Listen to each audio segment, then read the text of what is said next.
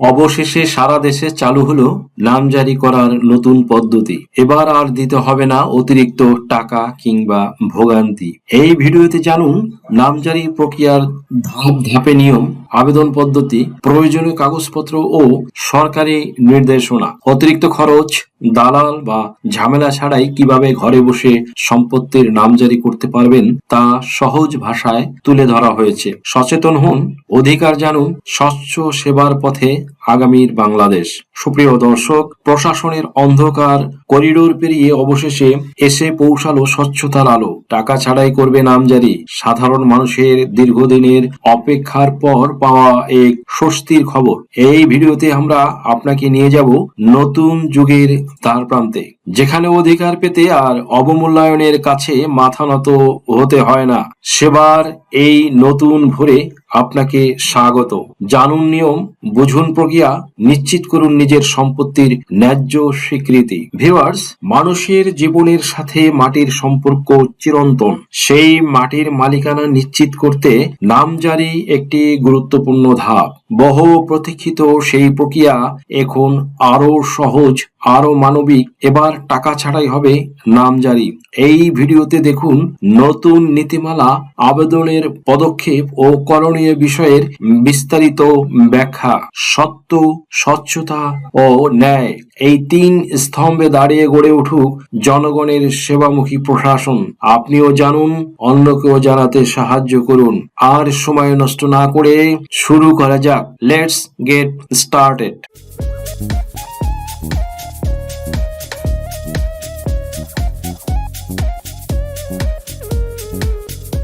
অবশেষে সারা দেশে একযোগে চালু হলো নামজারি করার নতুন পদ্ধতি। এখন থেকে আলাদা করে আবেদন করা লাগবে না। বলা হচ্ছে, যখন কোনো একজন ব্যক্তি ভূমি এক থেকে অন্য হাতে হস্তান্তর করে দিবেন, তখন যে ব্যক্তি সম্পত্তির গ্রহীতা তিনি যখন দলিল রেজিস্ট্রেশন করতে যাবেন, তখন সেখান থেকে দলিলটি রেজিস্ট্রেশন করার আগে একটি কপি ভূমি অফিসে পাঠানো হবে এবং সেখানে জাস্টিফাই করে বলা হবে যে ব্যক্তি সম্পত্তির দাতা বা দাত্রী সেই ব্যক্তির নামে নামজারি খতিয়ান রয়েছে কিনা। যদি তারা সেখানে এই ব্যক্তির নামে নামজারি খতিয়ানের কাগজ পেয়ে থাকে, তাহলে সেখান থেকে একটি নো অবজেকশন রিপোর্ট বা ক্লিয়ারেন্স আবার সাব রেজিস্ট্রি অফিসে পাঠাতে হবে। তবে রেজিস্ট্রি অফিস যখন এই নো অবজেকশন রিপোর্ট পাবে, অর্থাৎ দলিল রেজিস্ট্রেশন সংক্রান্ত কোনো বাধা নেই, এই মর্মে যখন তারা একটি নোটিশ পাবে, তখন দলিলটি রেজিস্ট্রেশন করে দেবেন এবং সঙ্গে সঙ্গে ওই রেজিস্ট্রেশন প্রক্রিয়া সম্পন্ন হওয়ার ফলে একটি মাত্র আবেদনের পরিপ্রেক্ষিতেই, অর্থাৎ ভূমি মালিকদেরকে আর আলাদা করে আবেদন করতে হবে না।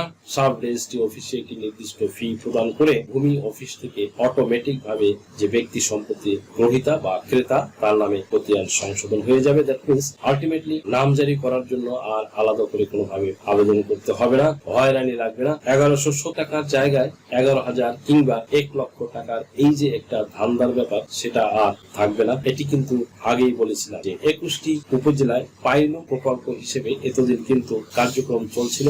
এখন কিন্তু সারা দেশে এই কার্যক্রম শুরু হয়েছে এবং ভূমি মন্ত্রণালয় কিন্তু নির্দেশ প্রদান করেছে। এবং আরেকটি প্রক্রিয়া, সেটি হলো যে এই ওয়ারিশ সম্পত্তির ক্ষেত্রে যেহেতু দলিল সরাসরি তৈরি হয় না, সেক্ষেত্রে সেখানে কিছু জটিলতা থাকে। যে ওয়ারিশটা যদি একাধিক হয়ে থাকে একসঙ্গে, তাহলে তাদের ভাগ বন্টন সংক্রান্ত বিষয় থাকে। তো তারা তাদের ওয়ারিশান সম্পত্তিগুলোকে কোন কোন অংশে ভোগ দখল করবে এটি আগে ঠিক করতে হবে। তাছাড়া শুধু শুধু অটোমেশন প্রক্রিয়ার মাধ্যমে সকলের নামে নামজারি করে দেওয়ার সুযোগ থাকবে না। এই যে বিষয়টা, তাহলে আগে ভাগ বন্টন করবে এবং ভাগ বন্টন করার পরে তারা সেই দলিলটা যখন রেজিস্ট্রেশন করতে যাবেন, তখন সেখান থেকে অটোমেশন প্রক্রিয়ার মাধ্যমে তাদের নামেও নামজারি সম্পন্ন করে দেওয়া হবে। ভিউয়ার্স, যে প্রক্রিয়ার কথা একটু আগেই আপনাদেরকে বললাম, এখন এই প্রক্রিয়ার বাহিরে যদি কোনোভাবে কোনো ভূমি মালিক চায়, সে ফর এক্সাম্পল ধরুন আমাদের দেশে যে পদ্ধতি, এই পদ্ধতিতে হয় কি, আমরা আমাদের সম্পত্তিগুলো ঠিক মতো ভাগ বন্টন করতে পারি না। এটাই হচ্ছে কিন্তু বাংলাদেশের প্রেক্ষাপটে একটি বড় সমস্যা। যদি কোনো কারণে পিতা কিংবা মাতা, অর্থাৎ যারা সম্পত্তির মালিক, তারা জীবদ্দশায় এগুলো সুরাহা না করে যায় কিংবা ভাগ বন্টন ঠিক মতো না করে দিয়ে যায়, তাহলে সেই সম্পত্তি ভালো, সেই সম্পত্তির উপরেই বেসিক্যালি নজরটা সবার আগে থাকে। দ্যাট মিন্স যে সম্পত্তিটা একটু ফসল ভালো হয়, যে সম্পত্তিটা একটু উর্বর, সেই সম্পত্তির দিকে তখন সব ওয়ারিশদেরই নজর যায়। সেই সম্পত্তি সকলেই কিন্তু নিতে চায় বা সব ওয়ারিশ নিতে চায়। এটি হতে পারে কন্যা, সেটি হতে পারে পুত্র, কিংবা সেটি হতে পারে স্ত্রী কিংবা স্বামী। হওয়ার যারাই হোক না কেন সবাই সম্পত্তি নিতে চায়। আরেকটি ব্যাপার হচ্ছে বসত ভিটা। ধরা যাক যে এই বসত ভিটায় সবাই বসবাস করতেছেন, সেই বসত ভিটায় দেখা যাচ্ছে যে একসঙ্গে সকল ওয়ারিশের বসবাস করা সম্ভব না। সো ওই বসত ভিটার উপরে যে বাড়ি থাকে সেগুলো সবাই ভোগ দখল করতে চায়। এই ক্ষেত্রে দেখা যায় যে ভাগ বন্টনটি হয়তো হচ্ছে না। তাহলে কি এই ভাগ বন্টন ছাড়া যুগের পর যুগ ওয়ারিশান সম্পত্তিগুলো এভাবে পড়ে থাকবে? সরকার কি নামজারি খতিয়ান তৈরি হওয়ার পরে সরকার ওই সম্পত্তির থেকে রাজস্ব কিংবা ভূমি উন্নয়ন কর পাবে না? দেখা যাচ্ছে যে যেহেতু এই প্রক্রিয়ার মাধ্যমে যাওয়া যাচ্ছে না, বাটোয়ারা করা ছাড়া, তাহলে ওই সকল সম্পত্তিতে ওয়ারিশরা তাদের সকলে মিলে যৌথ খতিয়ান তৈরি করে নিতে হবে। যৌথ খতিয়ান বা জয়েন্ট খতিয়ান ছাড়া কোনোভাবে সম্পত্তি ভোগ দখল করা কোনো সুযোগ নেই। দ্যাট মিনস যে যেভাবে পারে শারীরিক আর্থিক যেভাবে ক্ষমতা দেখিয়ে অনেকে আমরা সম্পত্তিগুলো ভোগ দখল করার চেষ্টা করি, ইভেন কি নামজারি ছাড়াই কিংবা নামজারি করে ফেলি এবং সেটা দলিল ছাড়াই। তো এই বিষয়গুলো করার সুযোগ থাকবে না বলা হচ্ছে যে এখন থেকেই ওয়ারিশান সম্পত্তিগুলো নিয়ে যেহেতু জটিলতা, তাই সকল ওয়ারিশরা সকলে মিলে যৌথ খতিয়ানের জন্য আবেদন করবে, অর্থাৎ সকল সম্পত্তি সকলের নামে নামজারি করে দেওয়া হবে। এবং এই বিষয়ে নামজারি করার আগে তারা ইউনিয়ন পরিষদের চেয়ারম্যান, সিটি কর্পোরেশনের মেয়র থেকে তাদের ওয়ারিশান যে সনদ, সেই সনদটি সংগ্রহ করবেন এবং যৌথ খতিয়ানের জন্য আবেদন করবেন। এরূপ আবেদন প্রাপ্তির পরে রাজস্ব কর্মকর্তা কিংবা সহকারী কমিশনার ভূমি সকলের নামে যৌথ খতিয়ান দেওয়ার জন্য নির্দেশ প্রদান করবেন এবং ওই খতিয়ানে কখনোই উল্লেখ থাকবে না যে কে কোন দাগে কতটুকু সম্পত্তি ভোগ দখল করছে। এটাই শুধু উল্লেখ থাকবে যে ওয়ারিশান হিসেবে কে কতটুকু সম্পত্তি প্রাপ্ত হবেন এবং এরূপ যখন খতিয়ান তৈরি করে দেওয়া হবে তারপর তারা সকল সম্পত্তি ভোগ দখল করতে পারবে। অর্থাৎ এই যে ভূমি মন্ত্রণালয় থেকে যে প্রকল্পটি হাতে নেওয়া হয়েছে সেটি কিন্তু এখন বাস্তবে রূপান্তরিত হয়েছে। এখন এই প্রক্রিয়ার মাধ্যমে ওই সকল সম্পত্তি, যত ধরনের সম্পত্তি রয়েছে সকল সম্পত্তি নামজারি করে নেওয়া যাবে।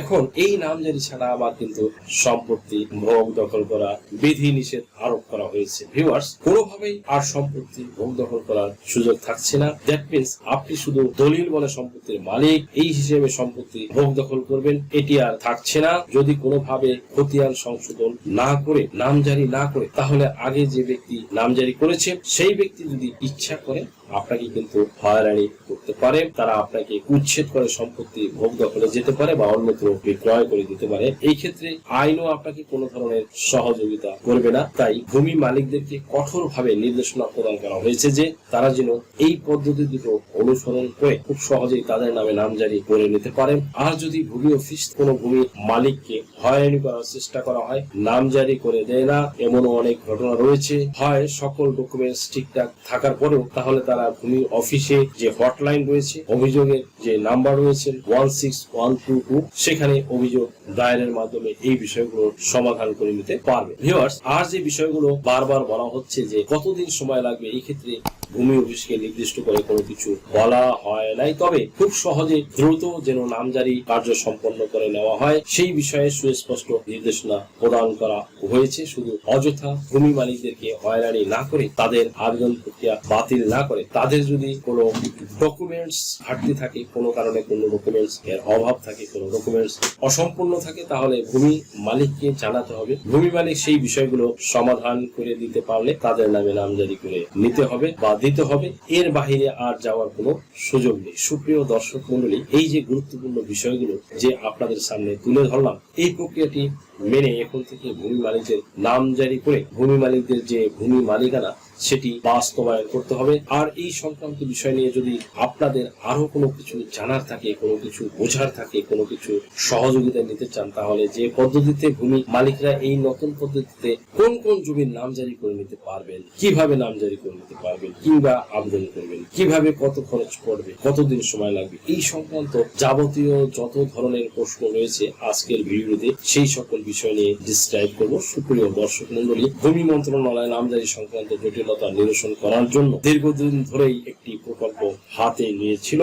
সেই প্রকল্পের আওতায় ভূমি মালিকদেরকে বারবার বলা হয়েছিল যে নামজারি সংক্রান্ত যে হয়রানি, এই প্রকল্প বাস্তবায়ন হলে সেটি আর থাকবে না। বাংলাদেশের 21টি উপজেলায় এই প্রকল্পের পাইলট প্রকল্প, দ্যাট মিনস পরীক্ষামূলক প্রকল্প কিন্তু বেশ কিছুদিন ধরে চলমান ছিল। এই প্রকল্প থেকে বের হয়ে এখন মাঠ পর্যায়ে সারা দেশে একযোগে এই প্রকল্প বাস্তবায়নের জন্য নির্দেশ প্রদান করেছেন ভূমি মন্ত্রণালয় এবং সার্বিক তত্ত্বাবধান করেছেন অন্তর্বর্তীকালীন সরকার এবং এই সরকারের ভূমি উপদেষ্টা মহোদয়। সুপ্রিয় দর্শক মণ্ডলী, ভূমি মন্ত্রণালয় থেকে বলা হয়েছে এই প্রকল্পের আওতায় দুটি সেক্টরে ভাগ করে নামজারি সেবা প্রদান করা হবে নতুন পদ্ধতিতে এবং এই দুটি প্রকল্পের মধ্যে ধরা হয়েছে যে সকল সম্পত্তি ওয়ারিশান সূত্রে হাত বদল হয় সেগুলো এক ধরনের এবং সরাসরি দলিল তৈরি হয় এই ধরনের সম্পত্তিগুলো আরেক শ্রেণীতে বিভক্ত করে নামজারি করে দেওয়া হবে। ওয়ারিশান সম্পত্তির ক্ষেত্রে একটা ভাগাভাগির একটা ব্যাপার থাকে, এই জন্য ভূমি মন্ত্রণালয় থেকে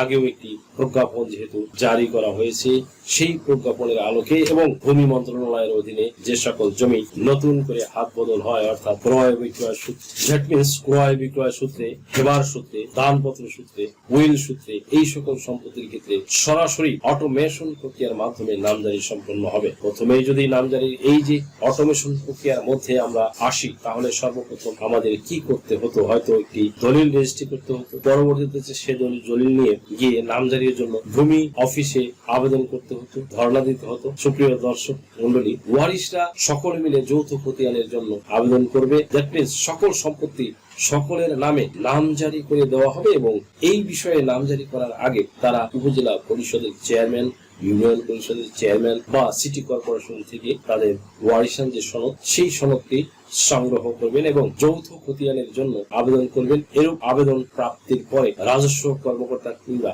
সহকারী কমিশনার ভূমি সকলের নামে যৌথ খতিয়ানে দেওয়ার জন্য নির্দেশ প্রদান করবেন। নির্দেশ প্রদান এই জন্য করবেন যে যাতে কাজটা সুন্দর মতো সুরাহা হয় এবং ওই খতিয়ানে কখনোই উল্লেখ থাকবে না কে কোন দাগে কতটুকু সম্পত্তি ভোগ দখল করছেন।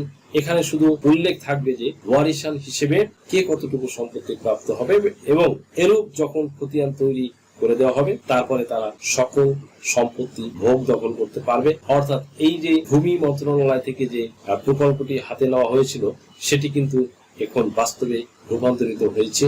এখন এই প্রক্রিয়ার মাধ্যমে ওই সকল সম্পত্তি, যত ধরনের সম্পত্তি রয়েছে সকল সম্পত্তি নামজারি করে নেওয়া যাবে। এখন এই নামজারি ছাড়া আবার কিন্তু সম্পত্তি ভোগ দখল করা বিধি নিষেধ আরোপ করা হয়েছে। কোনোভাবেই আর সম্পত্তি ভোগ দখল করার সুযোগ থাকছে না। অর্থাৎ আপনি শুধু দলিল বলে সম্পত্তির মালিক এই হিসেবে সম্পত্তি ভোগ দখল করবেন, এটি থাকছে না। যদি কোনোভাবে খতিয়ান সংশোধন না হয়, নামজারি না হয়, তাহলে আগে যে ব্যক্তি নামজারি করেছে সেই ব্যক্তি যদি ইচ্ছা করে আপনাকে কিন্তু হয়রানি করতে পারবে।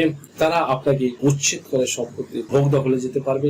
এই ক্ষেত্রে আইনও আপনাকে কোনো ধরনের সহযোগিতা করবে না। তাই ভূমি মালিকদেরকে কঠোরভাবে নির্দেশনা প্রদান করা হয়েছে যে তারা যেন এই পদ্ধতি দুটো অনুসরণ করে খুব সহজেই তাদের নামে নামজারি করে নিতে পারে। আর যদি ভূমি অফিস থেকে কোনো ভূমি মালিককে হয়রানি করার চেষ্টা করা হয়, নামজারি করে দেয়া না হয়, সকল ডকুমেন্টস ঠিকঠাক থাকার পরেও, তাহলে তারা ভূমি মন্ত্রণালয়ের যে হট লাইন যে আছে 16122 নাম্বারে, সেই নাম্বারে অভিযোগ দায়ের করবে।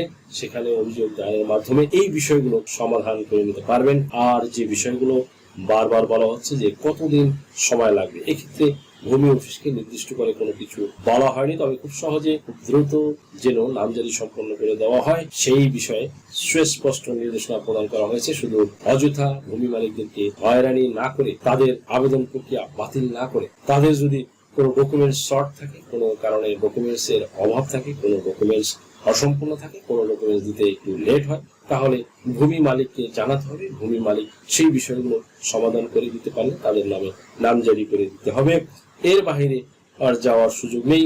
সুপ্রিয় দর্শক মন্ডলী, এই যে গুরুত্বপূর্ণ বিষয়গুলো যে আপনাদের সামনে তুলে ধরলাম, এই প্রক্রিয়াটি মেনে এখন থেকে ভূমি মালিকদেরকে নামজারি করে ভূমি মালিকদেরকে যে ভূমি মালিকানা সেটি বাস্তবায়ন করতে হবে।